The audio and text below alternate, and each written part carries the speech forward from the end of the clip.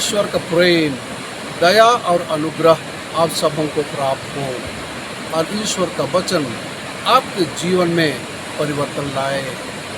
आज साधारण समय का चौथा रविवार है।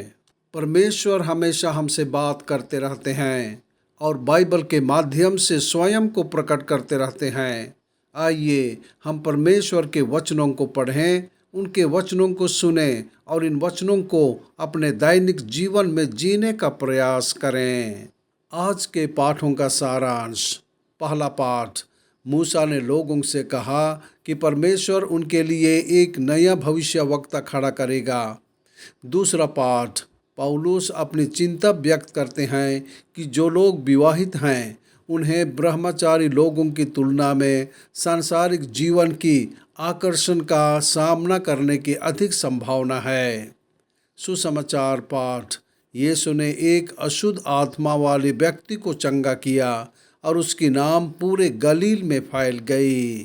व्यवस्था विवरण से लिया गया आज का पहला पाठ हमें ईश्वर के पैगंबरों को भेजने के वादे के बारे में बताता है, जो ईश्वर के नाम पर बोलेंगे और लोगों को ईश्वर द्वारा दिए गए सभी कानूनों के बारे में याद दिलाएंगे। उन्हें लोगों से वही बात करनी थी जो वह उनसे कहलवाना चाहते थे, परंतु यदि भविष्यवक्ताओं ने वह बात कही जो उन्हें बोलने की आज्ञा नहीं दी गई थी, तो भविष्यवक्ता को मृत्यु दंड भुगतना पड़ेगा। पैगंबर का कार्य ईश्वर के प्रति निष्ठा और ईश्वर के लोगों के प्रति पूर्ण समर्पण का कार्य था। आज का दूसरा पाठ कोरिन्थ के लोगों को लिखे पौलुस के पत्र से लिया गया है। वह चाहते थे कि विश्वासी चिंताओं से मुक्त हों।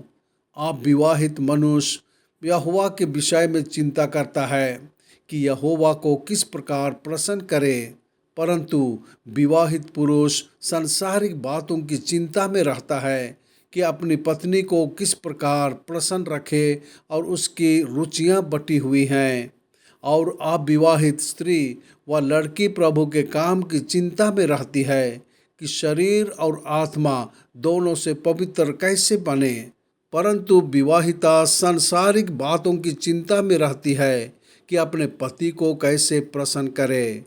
कोरिन्थ की दुनिया में पौलुस चाहता था कि सभी ख्रिस्तीय अधिक आध्यात्मिक हों, क्योंकि कोरिन्थ सांसारिकता से भरा था। आज का सुसमाचार पाठ मरकुस से लिया गया है।